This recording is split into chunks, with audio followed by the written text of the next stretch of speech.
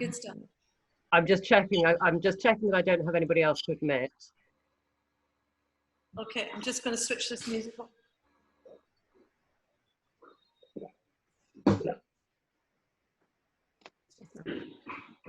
Excellent. Okay. Okay. Okay, so on behalf of the Vintage Week and A Arts, bit close to you. myself and Caroline would like to welcome you all here, and thank you very much for submitting all the fabulous work that we're going to see today. And also a very big welcome to Aideen, who is facilitating our discussion today.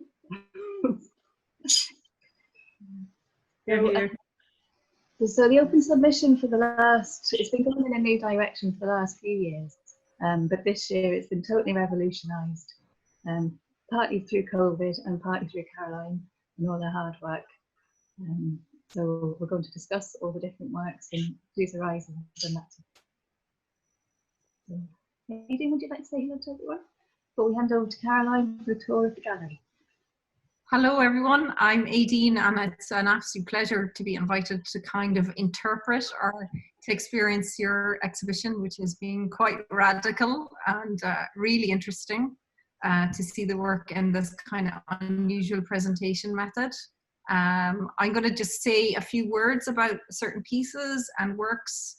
Overall, I think the exhibition is extremely exciting. And I was just speaking to the ladies earlier on, I think to my mind, this is the first exhibition to interpret on the island of Ireland the COVID experience. So it's very, very interesting to see that turnaround of work or that recontextualization of work for this very exciting edition of Birr Arts Festival. And thanks to wonderful Rowena Keaveney, who has been a real advocate for this festival for years, and the very great Caroline Conway, who I know is a great artist in her own right, taking on the role of curator of this leviathan of a project. So I'm handing you over to Caroline to say a few words and to begin a wee tour, and then we will start talking a bit about the whole project. Thanks, Aideen. I'm muted.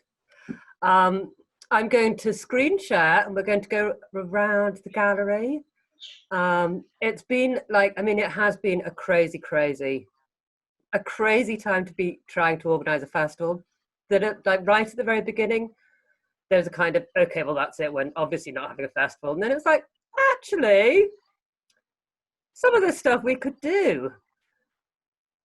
And so hence the virtual gallery, but also like I was really keen that we had some actual real stuff. So we've been working on actual real things, and then we launched Vintage Week on Friday, like half an hour after they shut off, Lee. Yeah. Which was like great. But it's fine. We're still going. We're still doing it. So I'm going to share my screen. Share. Oh, share. I'm going to go into the gallery. Ah, lovely. Dun, dun, dun, dun. Dun, dun, dun, dun.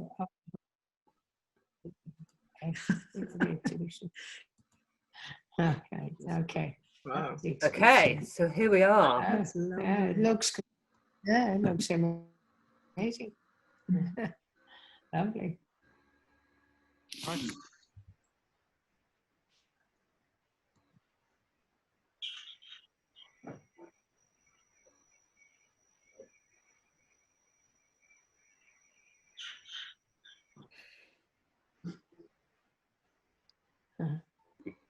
One of the things I was thinking when I saw this first notion of this Kunst matrix is you can't help but get away from the film The Matrix when you're interpreting something like this. But I also think it's very interesting to see such a slick presentation of an exhibition when in Ireland exhibitions are notoriously underfunded. But you know, to kind of see something so well polished and presented in such a way. Yeah, and especially like in Birr, we don't have a bar gallery. level higher for no. So it's very interesting, like when you're always kind of negotiating these redundant spaces, how you can create something that's really quite beautifully presented and mediated, and it's such a coherent show as well. Lack of spaces now for artists to show in. Public spaces have been taken over. Yeah, it's becoming a real problem, isn't it? Because it's less and less public spaces and contested access to redundant sites. So it is very interesting to present a works in this context. Looks So great. when you go around the gallery, you can navigate it. Looks great. Like you can go around it. You can leave actually, which I think is really cool. And you'd be like, whoa! You can go like really far away. So it's like totally virtual. Oh. Again. A COVID sticker. Even the COVID sticker. Yeah, I did the COVID sticker. Nice. It was technically challenging, but I was determined. Yeah. And then you click into the work. Zoom in. Oh, wow. Brilliant. And if I can just move this thing down. You can see And you click, and you'll get all the information. Oh, wow. Wow. So you get the whole thing. I mean, it's great. And then you can do this as a tour. Whoa, there we go. right.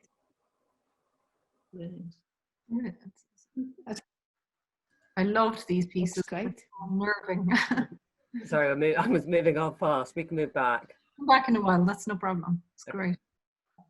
I love that you have the background at dark grey as opposed to the white. Yeah, very much. Some of the shows that I've gone into and they're just white, and it's just you just get this white noise. There was quite a lot of choices that you could make.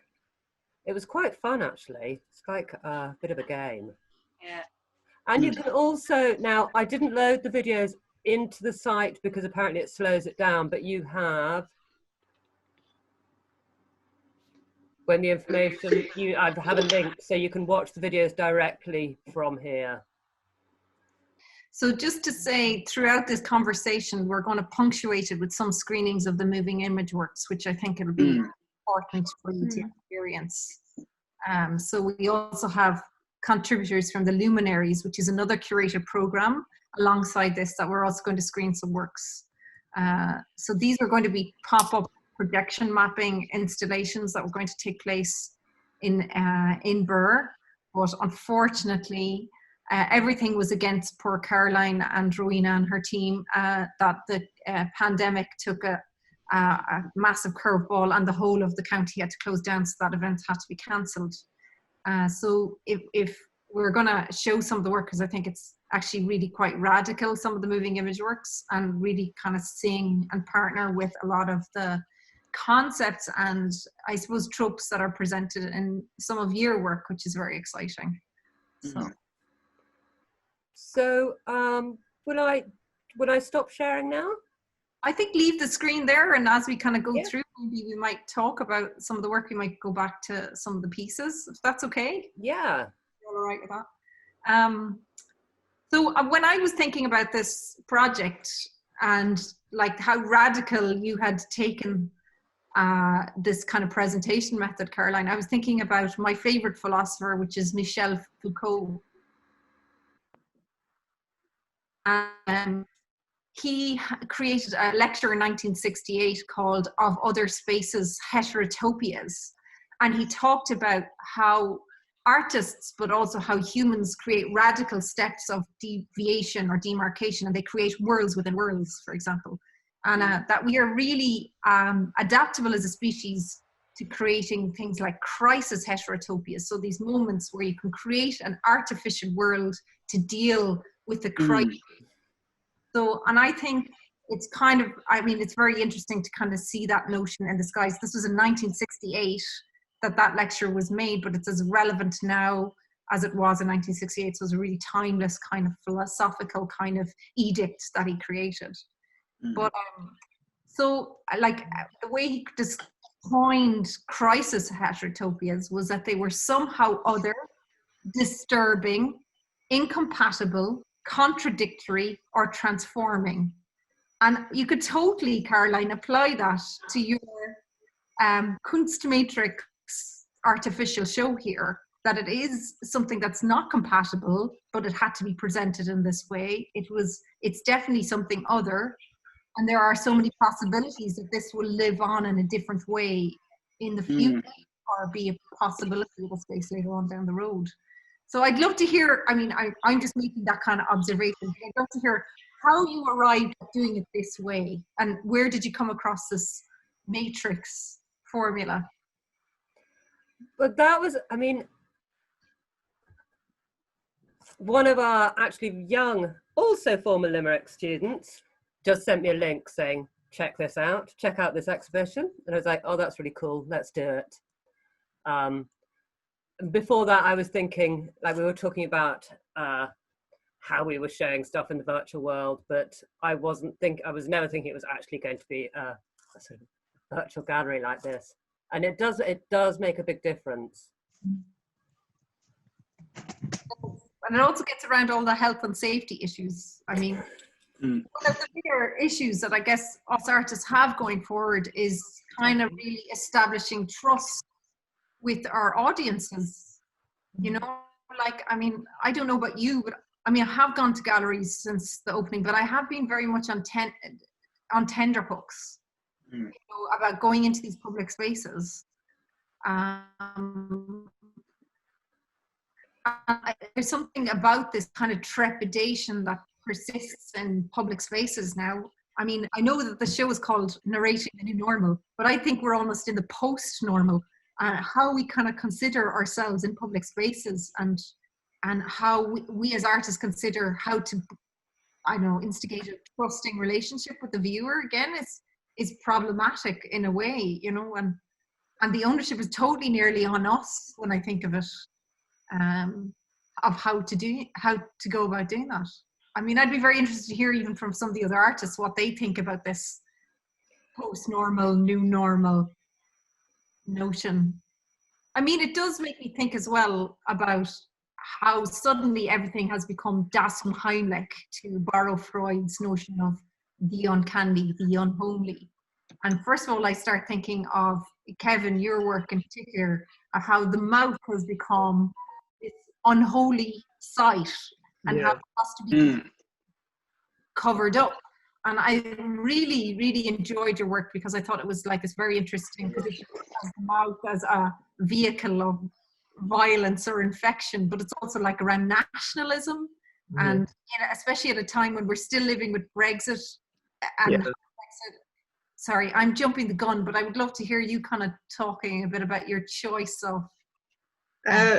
It was kind of the kind of objects that were at our disposal at the time, but yeah, and the kind of my practice is kind of very interested in kind of nationalism, global class, and developing forms of class, and things like that, and geographic kind of systems.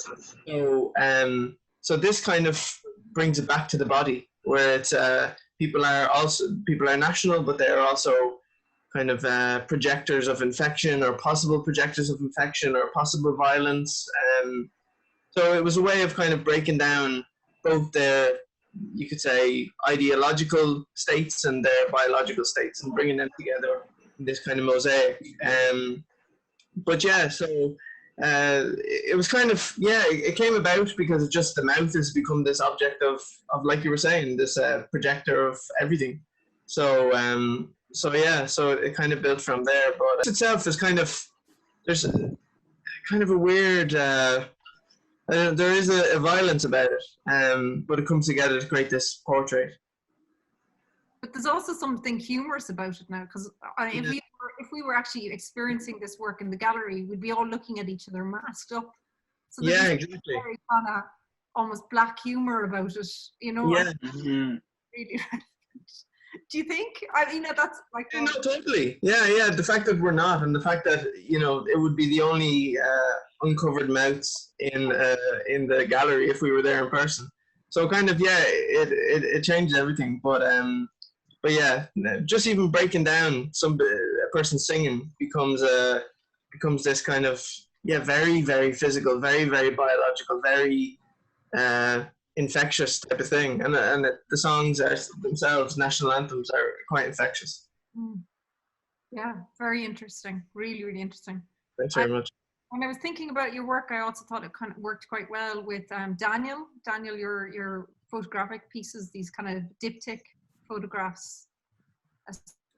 A new title could be appropriate, but it was originally Untitled was the title, and this is because for me, I'm in the process. I'm not out of it. We're all in that kind of zone. Yeah. Yeah. And so the work was an effort to somehow work with my process. I did find the photographs particularly intriguing, this kind of diptych and the dichotomy between the two images really interesting. I think we live a multi-screened life now, and Absolutely. Like, look at how we're even mediating this, you know, trying to keep track of 32 moving images. But the psychologist and psychiatrist Pierre Janet had a title for the kind of thing that we live through when we live through trauma and we can't process it. It's called allothymia. It's where you can't, you don't know how to verbalize a feeling. And Right. I think we are actually totally experiencing that at the moment. I think it's going to take years for us to process this whole trauma of the pandemic. I think artists have that extra nerve endings that we are already responding to it. You can see it in the work you've already created in this time frame. But yes, I agree, because I think there's something about what we are conscious of, what's happening in our conscious mind, and also what's happening in our unconscious. So some of the, like in one of the images there, it's a drawing that came out of a dream that I had, because I noticed some of the more deeper traumatic experience I was processing through my dreams. So I was seeing images of these vast rooms full of beds, those field hospitals that we saw through the imagery on the television. They appeared in my dreams because it was almost too much for me to try and take it into my conscious mind, what was actually happening. Sorry. It's an Irish name for me, but yeah. I love the utter tragedy about your paintings and your experience of being in a contested territory. And I'd love if you'd speak a bit about, I mean, no more than Kevin's work, all of these insidious things that are going on in the background, whether Brexit or the slowly erasure of Palestinian territories by the Israelis, it's quite interesting that these things are all going on at the same time and maybe have fallen out of the discourse a bit. Sorry. When I was over there last year, I mean, the Palestinians have been living in this sort of state that we're living in for a long time, for many years. They can't leave Bethlehem to go to Jerusalem for the day. You know, they can't travel. They can only travel on certain roads, and they can't use the new roads or the new tunnels. And then all these fences are going up illegally and walls, preventing them from going to their farms. You know, so I felt, when I saw the exhibition title, I thought, well, it would be appropriate to put in these two pieces, and how they talk about annexation, but that's been going on and on for years. I mean, it's happening every day, you know. It's nothing new to the Palestinians, and it has had a big psychological impact on them. They're sort of going around, and I just kept saying to them, I don't know how you get up every day to start your day and just to actually make a life, you know. So we're kind of, the experience of lockdown, I felt is, you know, affinity with the Palestinians and what they're going through, and it's pretty much off the agenda on the news for years. The Syrian thing took over, and you know, it's too much to talk about today, but I felt I just wanted to open a dialogue with that experience of their experience, which they're living in I mean, I went there because I had a connection, because my father was there in 1948 as part of the British Army to remove the Palestinians from their homes. Wow. So that's why I wanted to go, because I never really spoke to my father about it much. He spoke about it a little, but he was only 18, you know. I want to return a bit there, Caroline, if it's okay, just to talk a bit about landscape, because landscape is a number of interpretations of landscape exist in the exhibition. I think of Rachel Rothwell's work in response to these almost like invisible cities, the Italio Calvino book, and these ideas of floating landscapes, but also Paddy Critchley, I loved your Rolleiflex and combination oil painting work of Mullaghmore. They were both actually very almost floating worlds, both of them. Will I go first? Or? Yeah, go for it. All right, thanks. Yeah, I think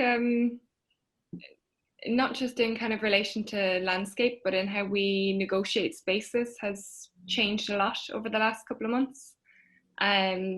Like, I think we take a lot more notice of the space around us. So in one sense, our world has become smaller, but in another sense, it becomes a lot bigger because you're taking into account like far more detail, and you're much more aware of what is around you. And especially, I think, as things have started to open up and we've started to move a bit more, even if we're kind of locked down again in some places, you walk into, like we were saying earlier with the gallery, you walk in with a sense of trepidation, and you're kind of navigating and negotiating a space differently. And yeah, I think it's interesting to kind of process how you imagine your world now, and how that might be different.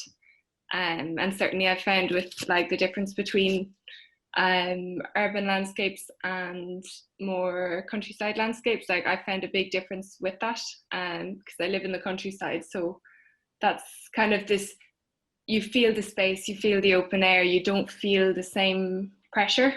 But I do find that as soon as you go into somewhere in the town and the room might be a bit small, or perhaps like you see someone else is also in the same small shop as you, and you're both kind of playing this dance almost as to how you're going to get through it without entering the other space. And it yeah, I suppose it was just kind of a sort of playful way of imagining how they'll go and how they'll develop in the future. Yeah, very interesting, actually, really almost architectural as well in ways too, which were really beautiful, I thought.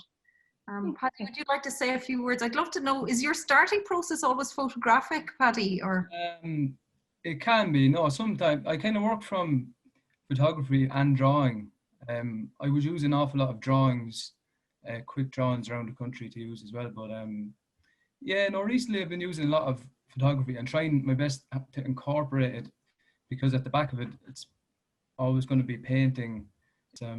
Yeah. It's not that romantic landscape. That's just the way I see it anyway. I wouldn't view it as romantic anymore. I think that's gone, because the world's a bit mad lately, really. I hope we can bring that romance back. I hope we don't ruin it too much. Yeah. Before it's too late. Yeah.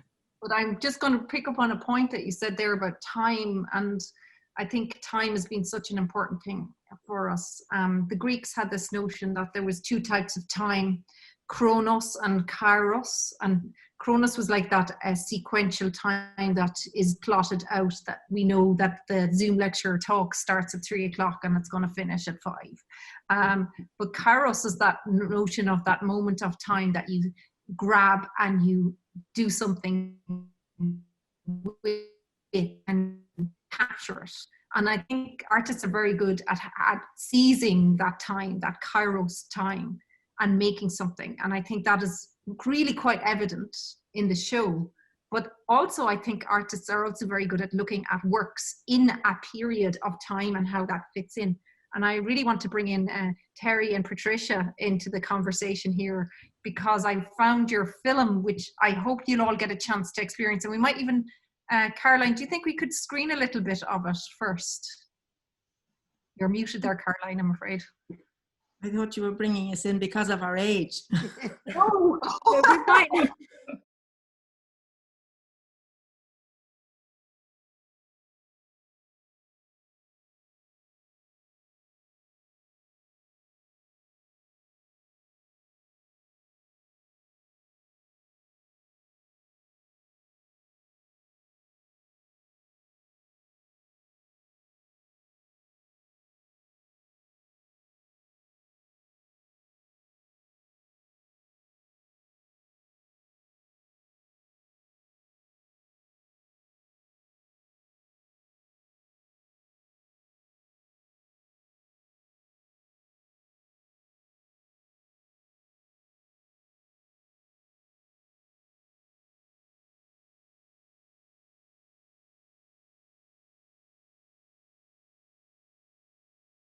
I believe this work has never before been shown. What I love about this is it looks like it was shot on like high 8 or a digital film, very early digital type moving image. So it is almost, even the frame rate is like 4:3 ratio. So it is like enshrined it in a particular time period.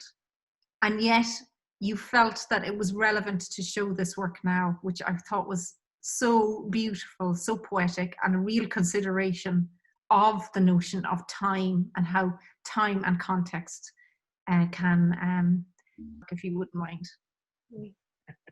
Well, it's a funny thing, because when you look, and I'm not from Ireland, but when you look at those houses and cottages, they have so much history, and because of the history of Ireland, there is a lot of kind of departure and sadness to those houses, because they were meant to be not having light, but actually they do have beautiful lighting. And I think it's an element in Ireland what is very strong is the light.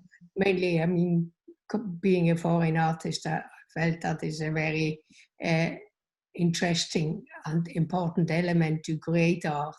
And I learned a lot in Ireland through understanding the light. But also those cottages, I think they have that anxiety of what we had now is that COVID time, is the isolation. Most of those houses are isolated, where we lived actually in it. Yeah, I'm 77 this October. I'm getting proud of it now, I can say. But so my dad and mum, my dad was born in 1894. Wow. My mum was born in 1900. So I grew up with my granny in a house like that. And my had a big family. I was the youngest. I was a change of life baby, as they used to say. My mum was in her late 40s when I was born. But I remember so clearly my grandmother's house, and growing up, my mother sewed for all of us. So I grew up in a house of sewing, and the machine was a background noise to it was the wallpaper in my mind. And Terry and I never rehearse, never ever rehearse. We catch a moment in time. I would encourage everybody to watch it. It's a beautiful piece of moving image, and I'm very much influenced in that notion of what confinement was to women as well, which I think it's a very almost socio-political work too, which I think is... We're watching The Handmaid's Tale at the moment. Oh no, during lockdown, danger. And so what was the name of the guy that did the mouths? Where are you? Show yourself. What is his name again? Kevin. Kevin did the mouths. Kevin, your work took my breath away. It's amazing, and especially watching The Handmaid's Tale. Yeah, I thought it's kind of similar. There's religiosity about it. And they're all wonderful. They're all great. I'm going to go sideways. I'm looking at a grid, so I'm just going to say that I think it would be lovely to move from your work to Jen Donnery's work.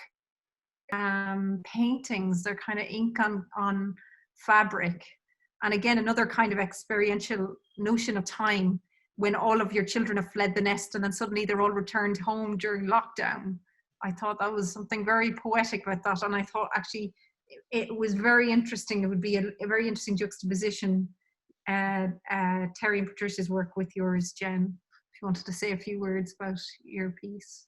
Yeah, I'm really pleased about that, because I was at the Symposium for Elliptical Affinities in January, and I really related to what Patricia said about returning to art education and being a mother and an artist. I was in the throes of trying to finish the art degree when lockdown kicked in, and immediately I thought, well, this is almost a gift in a kind of a strange way, because I didn't have the commute and I didn't have to worry about the kids, that we were all going to be working together, and all my work over the year had been about the artist as mother and motherhood. but because I was working in ceramics, I had no access to a kiln or studio, so I returned to drawing and other materials. But another strand to the whole thing was that it turned out to be much more difficult than I anticipated. Thinking that I would have all this time to make work, it turned out to be really overwhelming and challenging to produce work sometimes, and I almost felt guilty that I wasn't turning the work out. So the whole thing was twofold. But then I began to look back over my previous images there of my own children, but also my former home, and I think it's starting to tie in now.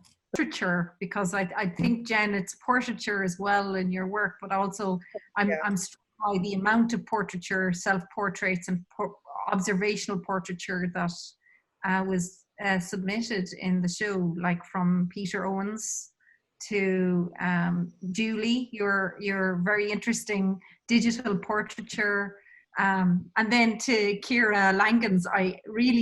I went down a rabbit hole, Ciara. I found your work online and was absolutely mesmerized by your body painting, not only just the very humorous works that were placed in Under the Canopy. I hope I'm getting the title of that right. I would love to kind of bring a couple of the artists in relation to portraiture on this. So if I'd love to hear, could we go to Ciara first? That would be great. So Ciara, I got lost on your Facebook page with all of your amazing body painting works, as well as this work. I was absolutely agog seeing everything. So, but maybe you'd like to talk a little bit about these two works, if you wouldn't mind. And then we will, I'd like to bring in Peter and Julie as well in relation to self-portraits. Can you unmute, Ciara? Are you there?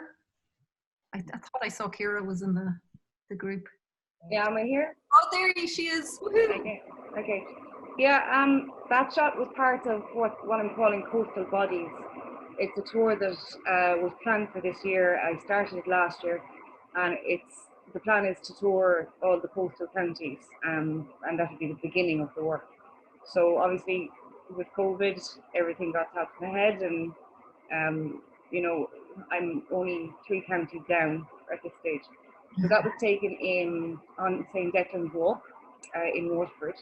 It was a difficult shoot because the farmer heard what we were doing, and he decided to block access, so we had to do it not in the fields, but actually on St. Declan's Walk, which might have been problematic because it's well used.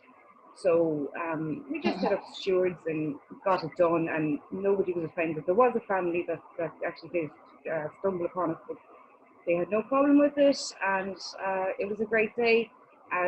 Absolutely fascinated. Like, you're no stranger to controversy, and your body as a political weapon online, and I loved that. I absolutely thought that was absolutely fabulous. I mean, the ridiculous censorship of Instagram, Facebook, you can breastfeed your child, you know, like I thought there's a whole, I really urge everybody to have a look at Ciara's ongoing work. It's absolutely fascinating. It's very provocative.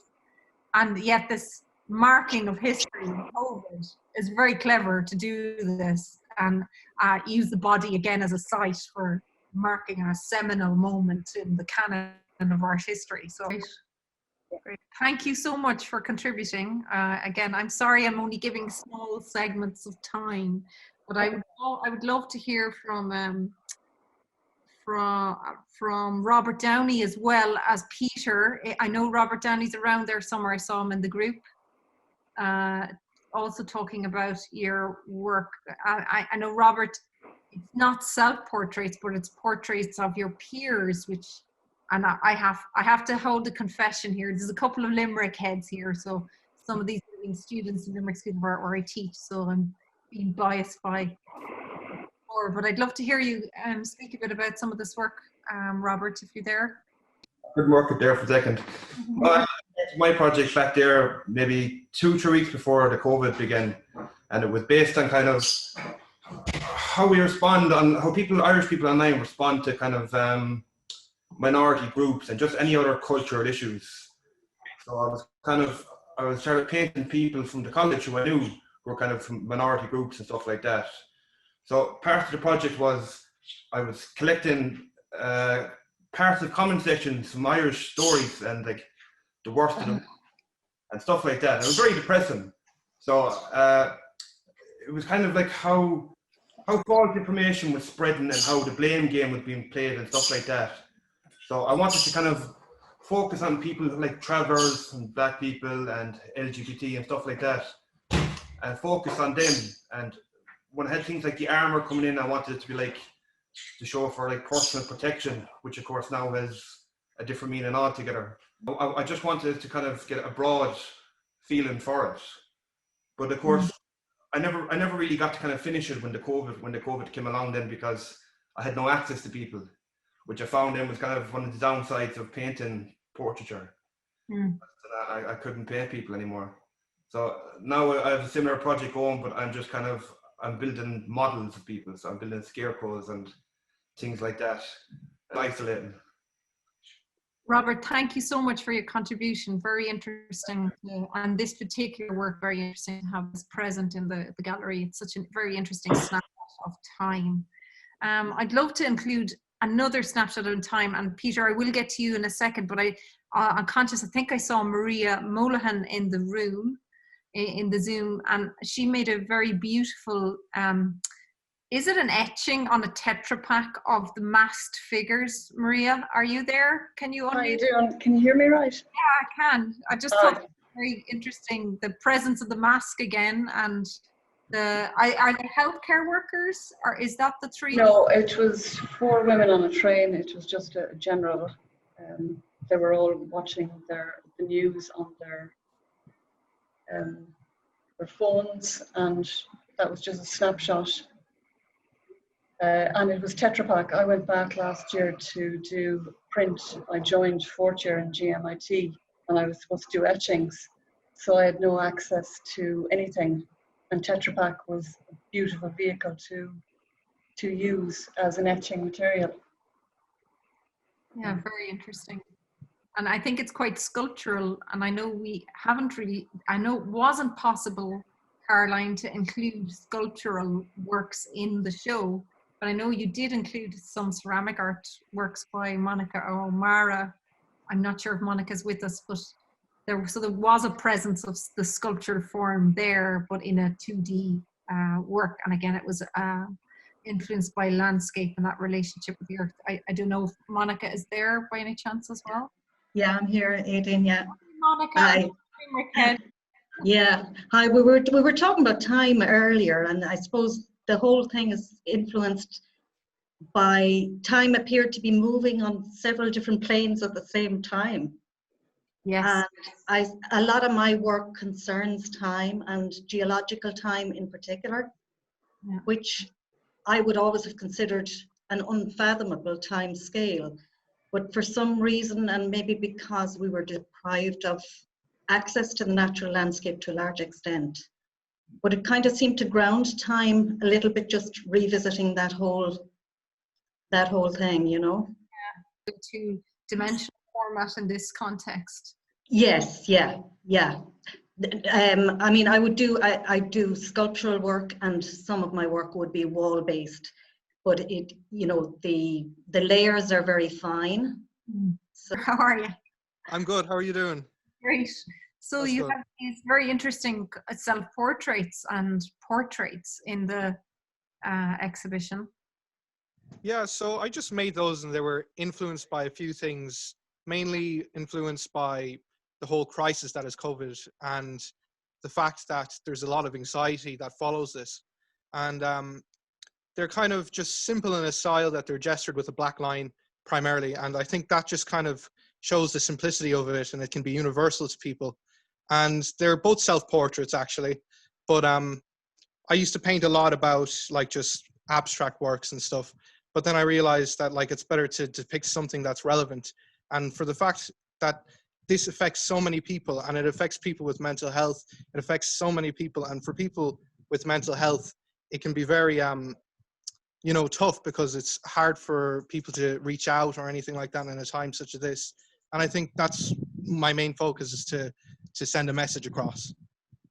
I think that's a very positive way to be phrasing it actually. And I think on that note, I'd really like to bring in Aunt Kelly, who made some very unusual kind of collages, but I was really struck by your poetry work, Anthony, and I was wondering if you wouldn't mind maybe reading the piece of poetry you have included, A Dream for Transformation and New Growth. If you wouldn't mind maybe reciting. Sure. Yeah, just one moment now. Thanks, Anthony. And I urge everybody to have a look, Anthony. Would you agree that the poem should be read while looking at the kind of new work you created? Yeah, I think so, because there's a sort of an emergence or a birthing kind of aspect to the work, and I think that really comes across and comes across in the poem quite a bit. So, shall I go ahead, or? Please go ahead. So nice to have a poem punctuating something like this.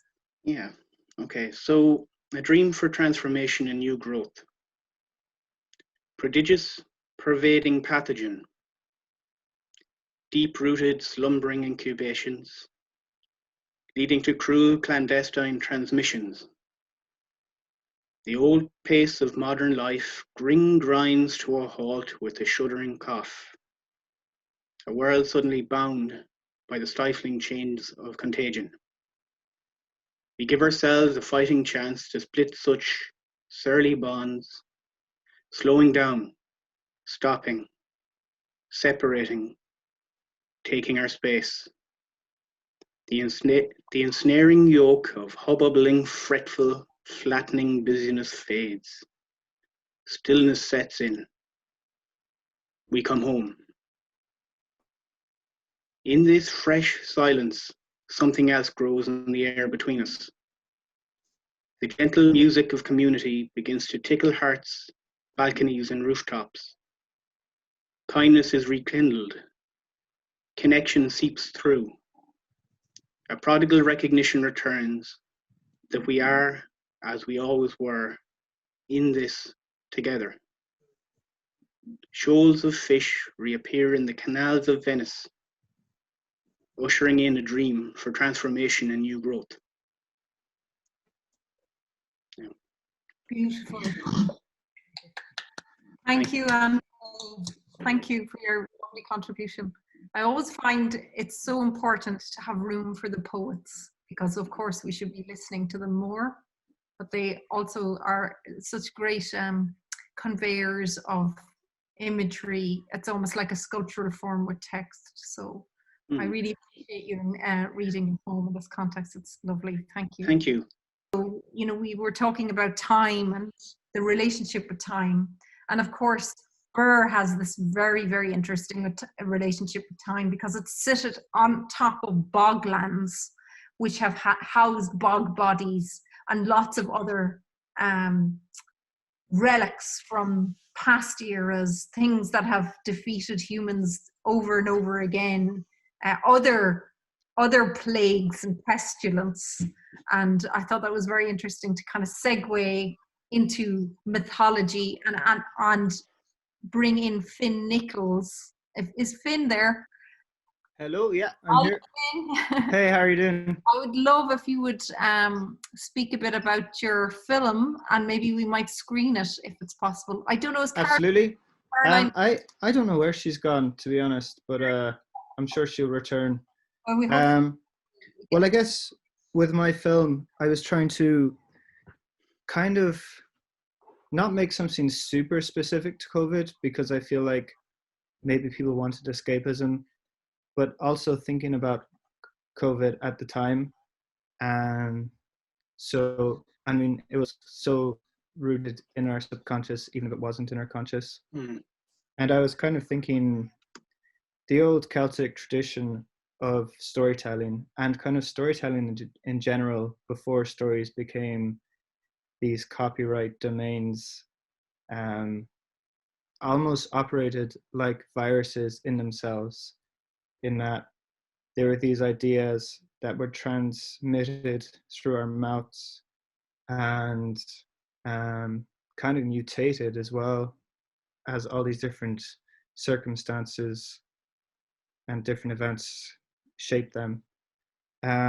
So with my story, it's a tale of, it's a kind of made up, it's basically, I just made up some mythology for the Midlands based on what I could see around me. Like it's kind of based off these masts up by Wolf Trap Mountain. Because I think the way that the old stories were crafted in Ireland was that people would look at the world around them and think, how did this come to be? How did this appear? And then they just kind of delve into what makes sense for them at the time based on their own beliefs, I suppose. Very interesting to hear that. In the lead up to this, I was doing a lot of research on artists who lived through times of plague, like Daniel Defoe and, of course, Bruegel, who lived through several iterations of the Black Death. And they constructed, well, Bruegel, of course, more than Defoe, but constructed these mythologies as a way of helping people cope with the morbidity and the darkness. Exactly, kind of a little bit like what Daniel was talking about earlier on, like at the same time everything is nice and lovely here, but death is all around us and it is very bleak at times. So it's very interesting that you constructed a mythology as almost like a coping mechanism, I think. Yeah, well,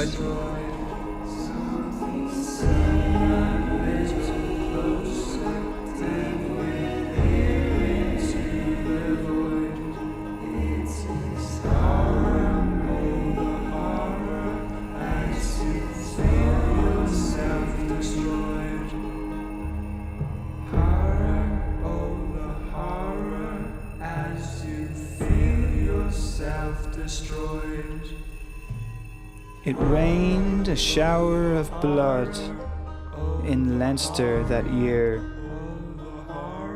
and from the wolf's corpse grew metal masts, which broadcasted its howl all across the county. There were many celebrations that week, but still people slept uneasily. Each shadow seemed darker and they barred their doors, lest the beast come again.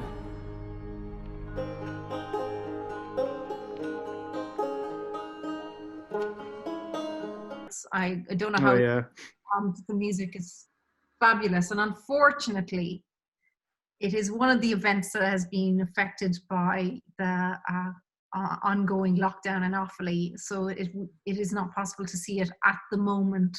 Never say never. Never say never, exactly. So there is the possibility that it will be screened at some point and it will be mapped onto the surface of the buildings there. So, but hopefully you'll get a chance to see it. There's one artist here I haven't really spoken to, or actually, Julie, I didn't actually hear from you as well, and I'd love to hear a bit more about your portraiture, but I wanted to bring in Sheena Mayer on the notion of... Hi, Sheena. Sorry. Hi, Aideen. Try to be as diplomatic as possible and give everybody a bit of airtime here. Thank you. I would love if you would tell the story of how the dog led to this apparition present in the painting, which I see behind you. It's behind you. And it's yes, it's behind you. Yeah.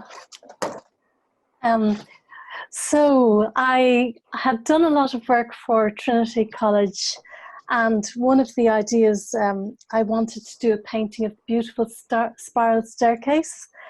And I brought all the material to my studio and set it up and lit a candle and closed the shutters to make sure that I had the atmosphere. And I was working away. I was just about to draw a figure of a librarian coming down the stairs when the door suddenly burst open and I screamed, but my brush did a wobble on the staircase. And when I calmed the dog, she had just come in to get a drink of water. And I turned on the lights, opened the shutters, and there was a ghostly figure reaching over the staircase for a book. And it was, the fright was so authentic. that I just decided to leave it there. And that's the story. Great story. I think it really lends itself to, we talked earlier on about das Unheimlich, the uncanny, and that we're not able to emotionally deal with what's going on at that alexithymia that's going on at the moment. But it's also like we're not really able to deal with being by ourselves, but also alone with ourselves. And I have to say, the most unnerving work in the show for me is Maurizio Quevedo's self-portraits of his multiple selves confined in space. There's something utterly unnerving about that work, Maurizio. What's also equally unnerving is seeing you now on the screen looking exactly like you do in the work. Sorry, that's just my face. Sorry, you do exist. You do exist. I do exist, yeah. Yeah, I found that I've been taking a lot of self-portraits now that I'm been in lockdown. And I think a lot of it has to do with the sort of this illusion of normality that we were living in. I think it's connected to the work Aideen was describing about the life people in Palestine. Like every time we consider our lives to be normal, we have to forget about other people's lives. We have to forget about the way many other realities are being lived. And I think COVID sort of reminded us that there's only one normality, and that is that we're stuck with our bodies and ourselves. Everything else can change, but the thing that will always remain is that at the end of the day, it's us with ourselves and our bodies. And that's sort of what I'm trying to do with my work, is the relationship that I have with my body during lockdown, where every mirror I look, every time I look around, it's just me and myself, and in this case, my partner in that picture too. Yeah. Yep. Yeah, it's very interesting. It's quite melancholic. And again, going back to even what Robert was talking about, even, you know, mental health, it says a lot about even, you know, trying to live with oneself in these extremely stressful, high anxiety times, you know. I think it's very hard, because I think this situation has reminded us that we have a lot of unsolved issues sometimes, that we have a lot of people around us that can help us forget about those issues. But now, when you're sort of forced to confront it with yourself, you don't really have a choice. Yeah, this is very true. And I would like to go from there just to Julie, just to bring you in, Julie, because we didn't really speak that much, but you also made a series of self-portraits, which I found also quite dark. And I'd love for you to speak a bit about the titling. One is called Snap to Grid, and one is called Roadmap, or RD Roadmap, RD. Yeah. Thanks. The initially, you know, the 2 kilometer was, we've forgotten about it now, but it was, you know, the 2 kilometer. And I suppose for me, it was trying to work out how to get my mum to the Mater for her comings and goings, and, you know, up to Dublin, that she was, you know, not just cocooning, but shielding and, you know, shopping for her, the double going in, doing the groceries. And at this stage, there was no masks being, and there was just that debate going on, fresh on Twitter, reading all about this. You know, it was the angst, actually looking at those pictures of the mouths really got to me. It was like, oh my God, these are the mouths that we don't see when you're reading those conversations that people are having on social media. These, for me, they were the mouths that were they're not visible, but there they are. I like that the mask covering the mouth. But yeah, this snapped grid, 2020 was meant to be a time for me to sort of like get back to sort of focusing a lot on my own work, and getting back to sort of digital media. And the roadmap, again, all these guides and these roadmaps, it's advice, do this, do that, you can upgrade this, upskill your hair, you know. It's just like all these things you can do. But yet I was thinking, I've still got to figure out how my 18-year-old is dealing with his leaving cert. silence and you're listening to birds. But I remember driving out from Tullamore to Killy to my mother with her shopping, and we'd stop by the guards, and just this huge, just emotional belly sort of pain sort of came. And I was like, God, this is terrible. I remember going home and being really upset. And I'm not easily upset, but it just kind of came in sort of all of a rush, all of a sudden. And again, it was just, all right, well, I'm okay. You know, I've got a garden and I've got a car and I've got a family. But you're all the time trying to balance the positive things. But then one day, you know, you're just like, you want to just sit on the couch and you just want to just go whoosh, you know. That's what to say anything there. Did anyone want to contribute? So, yeah, I just think I'm interested in seeing how this persists, you know, and I'm interested in seeing, I don't know really where it's going. I'm uncertain about where it's going. But I think this work and this kind of work and this kind of conversation that maybe archives that transformation is really important. I just unmuted here. It was amazing experience to watch this exhibition float for the first time across my screen and hear artists speak about their works. And one thing that does seem to be very pertinent is the expressionistic power that this exhibition has.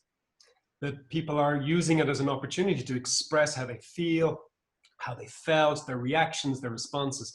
But part of me is thinking, and again, I don't know enough about these new technologies, but the audience are also going to have a reaction. There's going to be some kind of reaction from the audience. And I just wondered, have we a way of capturing that somehow, that the exhibition, if it continues to exist, would also exist with some kind of audience reaction attached to it? Yeah.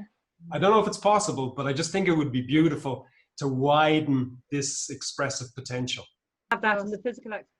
It's a big homecoming festival.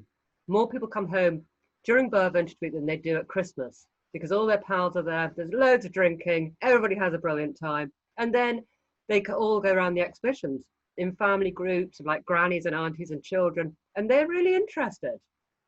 I think though that audience is the most important audience to get a reading from, the non-art audience. I think that's the really interesting position about this project. And I would see this as an onus on the powers that be, the local authority in Offaly, that post-COVID a show like this is reinstigated in a physical format in some way. And that all of those nuances of mediating something to a public physically in a space, and all of that notion, as you said, your grandparents experience it, you know, in that context of Birr, which we mustn't forget is a centre of science as well. When we think about Birr Castle, there's this long, interesting history in Birr too around the science that we may be facing going forward, and how we can be a united voice on those issues, because ultimately we don't want visual culture to grind to a halt. So it's very interesting. So really nice to actually have met you all. I know we're not in the flesh and we can't be, but it was really great to meet you all, and fantastic work.